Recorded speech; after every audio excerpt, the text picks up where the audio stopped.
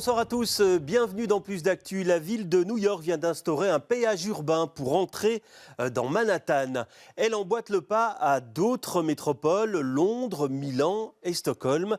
À Bruxelles, cette option a déjà été envisagée. Alors, reste-t-elle pertinente aujourd'hui? On en parle ce soir avec notre invité, un expert de la mobilité.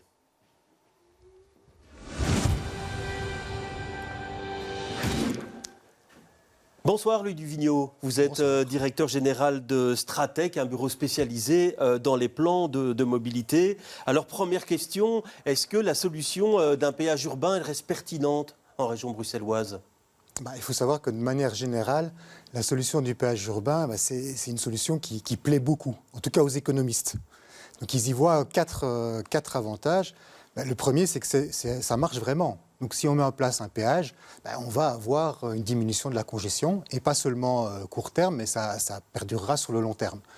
Le deuxième avantage, c'est que quand on fait le bilan pour la collectivité, donc on regarde le bénéfice, alors ce qu'on appelle socio-économique, donc c'est à la fois les gains de temps pour les gens, les gains environnementaux, les gains réduction de bruit par exemple. Quand on prend tout ça en considération, le péage c'est quelque chose qui apporte un bénéfice aussi. Donc en fait le péage c'est un bénéfice pour la collectivité. Alors troisième point qui est intéressant, c'est que ça permet aussi de ne pas augmenter les infrastructures, de manière non nécessaire. Et donc, on va gagner comme ça des ressources supplémentaires parce qu'on n'agrandit pas les infrastructures routières. Et puis, quatrième point, ça fait que des ressources. Le péage, ça génère de l'argent et donc on peut le réinvestir dans les transports en commun. Donc ça fait quand même beaucoup de points positifs. Ah oui, beaucoup de points positifs et pourtant c'est vrai qu'on en parle à Bruxelles depuis pas mal de temps. J'ai été regardé 2007, 2006, on en parlait déjà. Rien ne s'est concrétisé, ça reste, on a l'impression, très touchy politiquement d'aborder cette éventualité-là aujourd'hui. Oui, parce qu'en fait la difficulté c'est qu'on passe de quelque chose qui est gratuit à quelque chose qui est payant. Et donc ça, effectivement, c'est un exercice qui est un peu compliqué et politiquement, c'est très difficile à faire passer.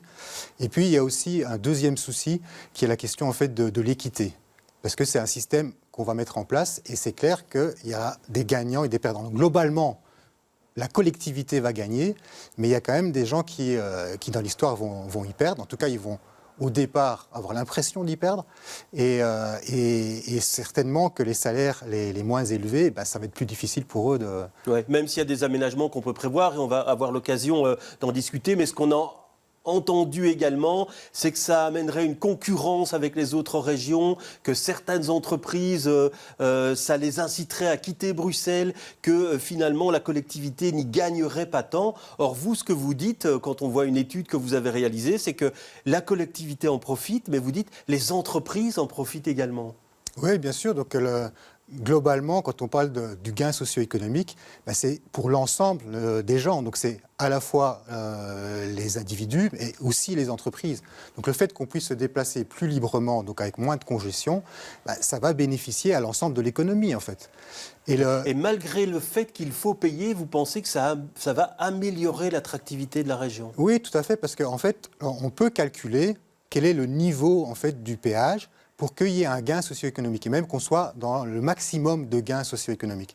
Et ce niveau de péage, on ne va jamais mettre le péage plus élevé que ça, parce que si on le met plus élevé que ce niveau-là, alors oui, il y aura une dégradation socio-économique. Oui, parce qu'à New York, on voit c'est 9 $ en journée, ça fait un peu moins de 9 €. Quand on voit à Londres, c'est plus cher, on est à 15 livres, on est à presque 18 €. Alors vous parliez, j'ai vu votre étude, vous parliez d'un péage à 3 €, ça reste le prix que vous envisagez en région bruxelloise?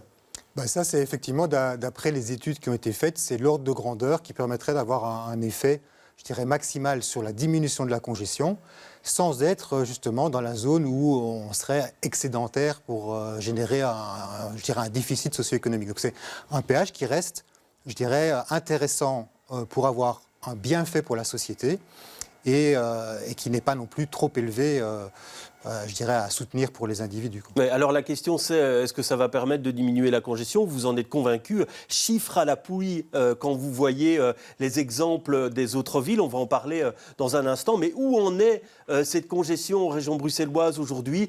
Quand est-ce que la ville est la plus embouteillée? Écoutez la réponse de Camille Thierry, c'est la porte-parole de Bruxelles Mobilité. Notre indicateur de congestion, en fait, nous montre, par exemple, qu'en moyenne, à l'heure de pointe du matin, sur un trajet de 10 minutes, vous perdez 1 minute à Bruxelles. Et pour l'heure de pointe du soir, vous perdez, sur un trajet de 10 minutes, presque 3 minutes. Et cette perte de temps est finalement restée stable sur les 5 dernières années. Les heures de pointe sont de plus en plus étalées par rapport à ce qu'on pouvait connaître il y a 10, 15, 20 ans. Et puis surtout, l'heure de pointe du soir est beaucoup plus compliqué que l'heure de pointe du matin, parce que malgré le télétravail et le fait que, par exemple, du coup, à l'heure de pointe du matin, les trajets sont vraiment spécifiquement composés des gens qui vont à l'école ou au travail, à l'heure de pointe du soir, il y a tous les autres déplacements, donc pas uniquement domicile-travail, qui viennent s'ajouter, des déplacements de loisirs, des déplacements pour le sport, pour aller chercher les enfants à l'école. Et donc, l'heure de pointe du soir devient structurellement beaucoup plus compliquée et plus longue. Et on arrive aussi à avoir parfois une 3e heure de pointe, par exemple vers 10 heures du soir, au moment où les gens sortent du restaurant ou du cinéma ou des salles de spectacle. Alors on le voit, des temps de parcours qui sont différents à différentes heures, on s'en doute, mais là on voit 3 périodes un peu cruciales. Selon vous, ce péage, il faudrait le concentrer à certaines heures, à certains endroits de la région? Oui, alors ce qu'il faut comprendre avec le péage de congestion, c'est que en fait, ce qui se cache derrière, c'est la notion de pollueur-payeur. Donc, quand vous générez de la pollution chez votre voisin, vous devez payer pour les dégâts que vous avez occasionnés. Ici, en fait, c'est le même principe. Quand vous rentrez avec votre voiture dans de la congestion, vous allez en fait générer des retards à l'ensemble des gens qui sont déjà là. Donc, l'idée, c'est de se dire, oui, mais voilà, le pollueur, entre guillemets, il ne comprend pas ou il ne sent pas le temps qui est perdu par l'ensemble des usagers. Et donc, on va lui donner un petit coup de pouce pour sentir l'effet qu'il génère chez les autres. Et ce coup de pouce, c'est le péage. Oui, alors on le voit donc à New York, c'est une partie de Manhattan. Selon vous, si on voit l'exemple du bruxellois, ce serait quoi? Ce serait un péage dans l'hypercentre ou dès qu'on franchit la frontière de la région, puisque la région bruxelloise est assez petite? C'est là la difficulté, c'est que dans la théorie sur le péage, normalement, il faudrait mettre le péage uniquement là où il y a la congestion. Mais évidemment, dans la pratique, c'est très compliqué. Et donc, qu'est-ce qu'on fait? On va regarder à quels endroits sont en majorité la congestion. Et puis, souvent, ce qu'on fait, c'est qu'on décide d'une zone dans laquelle on met en place le péage. Et pour vous, ce serait toute la région, cette zone, où il faudrait vraiment, à certains endroits? Regardez où est la congestion. Donc, elle est clairement localisée sur les grands axes bruxellois et aussi quand même sur le ring. Oui. Alors, on le voit à Londres, j'ai lu votre étude, c'est une réduction de la congestion de 20 à 30%. Est-ce que vous pensez qu'on peut arriver dans cet ordre de pourcentage ici à Bruxelles, si tant est que l'on mette un péage urbain en vigueur? Certainement qu'on peut arriver à des diminutions, peut-être pas de 30%, mais en fait, on n'a pas besoin d'avoir 30%, parce que l'évolution de la congestion, c'est quelque chose qui n'est pas linéaire. Donc, ça monte comme ça très, très fort. Et donc, si on enlève déjà 15% des véhicules, on sort quasiment de la zone de congestion. Oui, alors pour vous, aujourd'hui, on voit quand même qu'il y a eu un report modal. Il y a beaucoup de gens qui utilisent le vélo, par exemple. Les modes de déplacement se sont diversifiés. Mais pour vous, au vu de la congestion actuelle, un péage urbain est toujours intéressant? Oui, bien sûr, un péage urbain sera toujours intéressant là où il y a de la congestion. Donc je pense que de facto, à Bruxelles, on a encore de la congestion. Oui, alors on le voit, là vous êtes le spécialiste, l'expert, vous nous vantez les bienfaits de ce péage. Politiquement, est-ce que vous pensez aujourd'hui, avec la crispation qu'il y a autour des problèmes de mobilité, est-ce que c'est défendable aujourd'hui pour un homme ou pour une femme politique, cette idée de péage? On le voit bien, c'est une question qui est très compliquée. Après, je défends le péage parmi d'autres mesures. Il n'y a pas que cette mesure-là. mais c'est une mesure intéressante. Les techniciens trouvent que c'est une mesure intéressante et c'est pour ça qu'elle revient souvent sur la table, pour les 4 raisons que j'ai mis en avant. Et si les politiciens ne sautent pas dessus, entre guillemets, c'est parce que effectivement c'est difficile à faire passer le message auprès de la population. Les expériences qui ont été faites, c'est que quand on fait un référendum, les gens sont contre. Par contre, quand on le met en place, on passe, par exemple, à Stockholm, on est passé de 55% de personnes qui étaient contre à 70% de personnes qui étaient pour après. Donc ça veut dire que c'est vraiment, le péage, c'est vraiment un système qui doit être testé, en fait. Les gens doivent le vivre pour comprendre que, finalement, ça vaut la peine et que ça améliore leur quotidien. Oui. Alors pour vous, est-ce qu'il faudrait, puisque on entend, j'imagine les automobilistes qui nous regardent et qui disent, écoutez, déjà, la voiture c'est cher, il y a le gasoil, il y a l'essence, il y a le stationnement qui a augmenté aussi. Est-ce qu'il faudrait des exemptions à certains moments? Est-ce qu'il faudrait dispenser certains travailleurs, certains usagers? Est-ce que tout ça, c'est imaginable? Mais oui, il y a quand même beaucoup de souplesse finalement pour mettre en place un système qui convienne quand même à la majorité des gens. Et c'est clair que ceux qui ont moins les moyens risquent d'être plus impactés. Donc il faut trouver des solutions pour ces gens-là. Il faut faire attention à ce que le péage soit bien sur les zones de congestion et dans les périodes de congestion. Donc dans la logique du péage, il faudrait le mettre seulement dans les périodes de congestion et pas en dehors. Ça n'a pas de sens de mettre un péage à 3 de heures du congestion matin, en plein milieu de la nuit. Effectivement, ça n'a pas de sens. Et c'est clair que quand il n'y a pas de congestion, devoir payer, c'est toujours un peu contraignant. Alors aujourd'hui, avec le système de caméras qui existe, c'est facile à mettre en œuvre ou ça nécessiterait finalement des coûts si importants que ça, que ça grèverait le bénéfice que cela pourrait engendrer? Dernièrement, le coût était quand même important. Souvent, on parlait de 1/3 des bénéfices pour l'organisation du système. Mais ces dernières années, avec le développement des technologies, ça a quand même beaucoup évolué. Il y a des choses qu'on peut récupérer, comme les systèmes qui sont mis en place pour la LEZ. Donc pour la LEZ, la zone de basse émission. Voilà. Donc une caméra qui capte les plaques, en fait. Oui, et puis d'autres systèmes aussi qui sont des systèmes via les smartphones. Donc tout ça, l'évolution de la technologie fait que le coût est quand même en forte diminution ces dernières années. Oui, alors vous parlez d'un revenu, ça pourrait générer 200 millions d'euros par an. Ça reste pour vous un chiffre crédible aujourd'hui ? Oui, alors je n'ai pas refait des calculs précis sur le sujet, mais c'est de l'ordre de grandeur, effectivement, entre 100 et 200 millions par an. Oui, de l'argent qui, puisque pour New York, un des arguments, c'est de dire que ça nous permettra de réinvestir dans le métro. On imagine que pour la région bruxelloise, ce serait évidemment tout bénéfice si on pouvait injecter cet argent dans les transports en commun.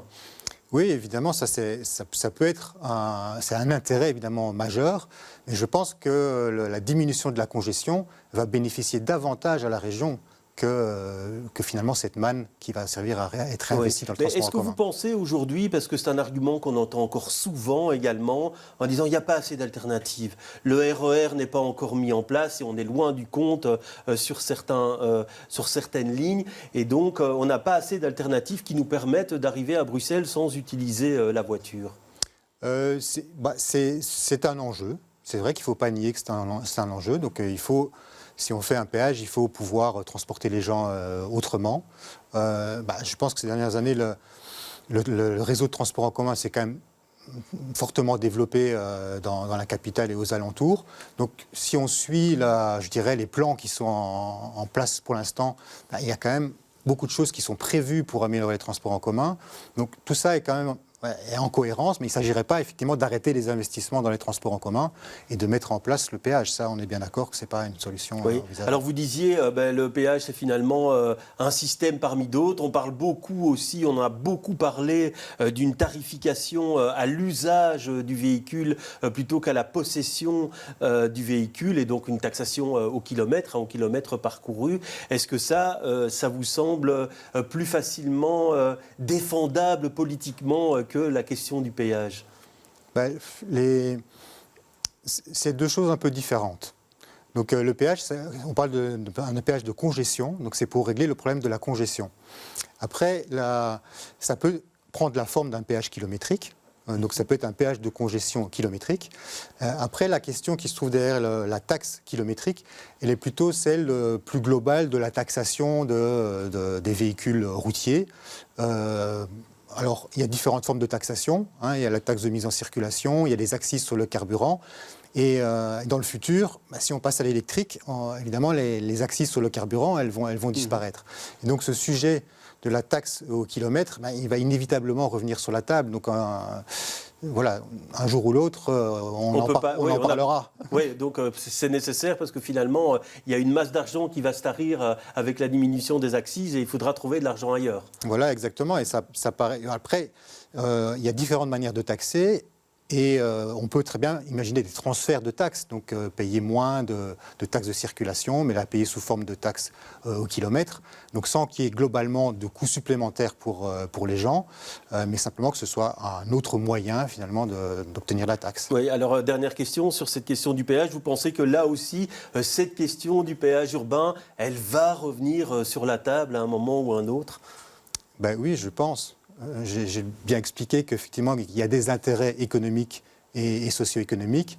Ça peut permettre de faire rentrer de l'argent dans les caisses. Après, il y a des contraintes, effectivement, vis-à-vis de la population qu'il faut convaincre. Mais comme entre guillemets, les spécialistes ou les économistes sont convaincus, ce sujet, inévitablement, va revenir sur la table. Alors, il y a un autre sujet dont on parle régulièrement, c'est la fermeture de certains tunnels. Récemment, Bruxelles Mobilité a livré les résultats d'une étude qui a été réalisée pour analyser les effets de la fermeture de certains tunnels. Je vous propose d'entendre une nouvelle fois Camille Thierry, la porte-parole de Bruxelles Mobilité, à ce propos. On a identifié, parmi tous les ouvrages d'art bruxellois, donc il y a quand même 29 tunnels, ceux qui pouvaient relativement rapidement faire l'objet d'une suppression, et puis ceux pour lesquels on peut y penser à plus long terme. Et il y a des ouvrages d'art auxquels on ne va vraisemblablement pas toucher. Il y a des gros tunnels comme le Léopold II ou le tunnel Béliard ou certains tunnels de la Petite Ceinture où clairement l'objectif c'est de maintenir ces ouvrages d'art en bon état. Alors si on prend l'exemple de l'Axe Louise avec Bailly et Vlorgat, à l'heure actuelle, ces tunnels sont déjà à une seule bande dans chaque sens suite à des problèmes de stabilité de la toiture. Donc la question maintenant, c'est est-ce qu'on va payer une rénovation lourde par rapport à ces tunnels, qui peut être relativement coûteuse, ou est-ce qu'on en profite pour revoir l'aménagement de l'Axe Louise et mettre en surface une capacité automobile suffisante ? Alors, l'avis de l'expert, on pourrait se passer de certains tunnels. On va voir tout de suite une carte avec ceux qui pourraient être concernés. Alors, tout d'abord préciser que l'étude en question, c'est une pré-étude qui doit servir à identifier quel tunnel on va étudier. Et donc, le résultat de cette étude, c'est que, effectivement, sur l'ensemble des tunnels, il y a 4% des tunnels qui méritent d'être étudiés pour un potentiellement retrait ou modification.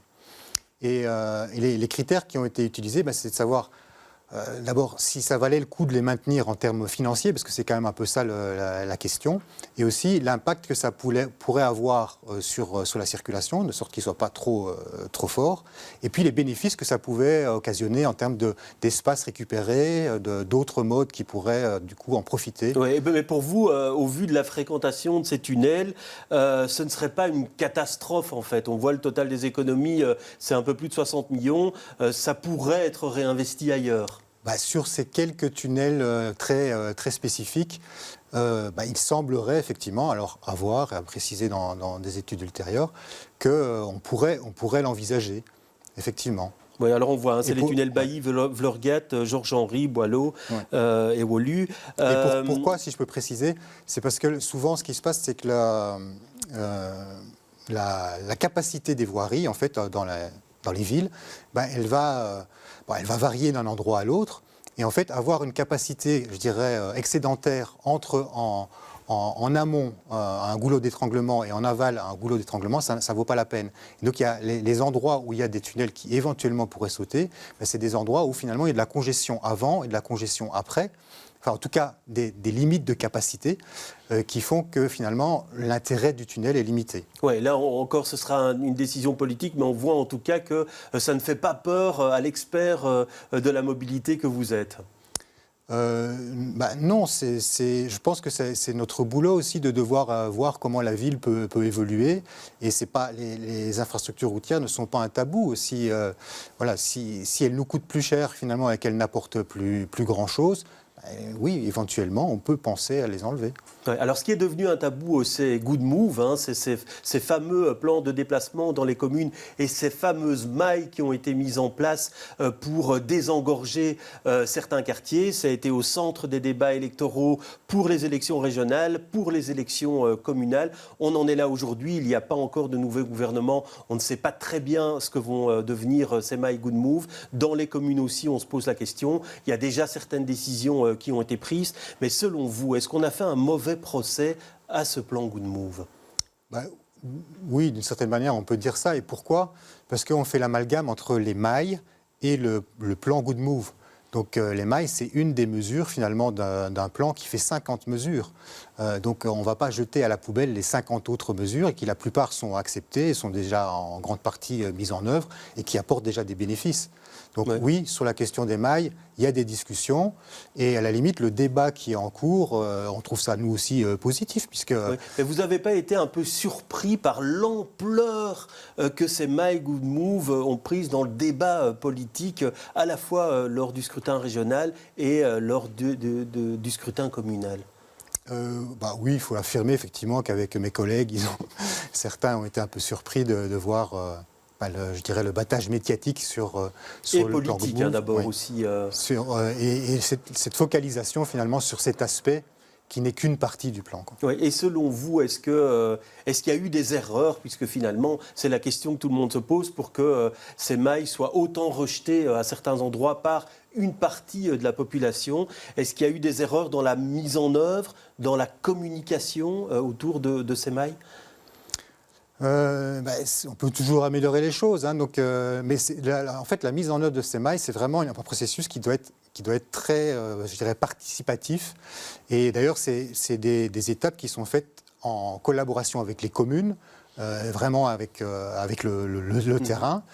Good Move, ça a été un des plans qui a fait l'objet le plus de concertation. Mais à un moment donné, c'est vrai que les gens doivent tester et ça, c'est là que le bât blesse sans doute. C'est qu'à un moment donné, certaines choses qu'on a imaginées dans les plans sont testées sur le terrain et ne fonctionnent pas. Mais ça, on est prêt, les experts sont prêts à le reconnaître et à adapter les choses. Alors ça fait très longtemps déjà que vous voyez, que vous êtes un observateur averti de l'évolution de la mobilité ici en région bruxelloise. Vous diriez quoi finalement sur l'évolution de ces politiques de mobilité ces dernières années ?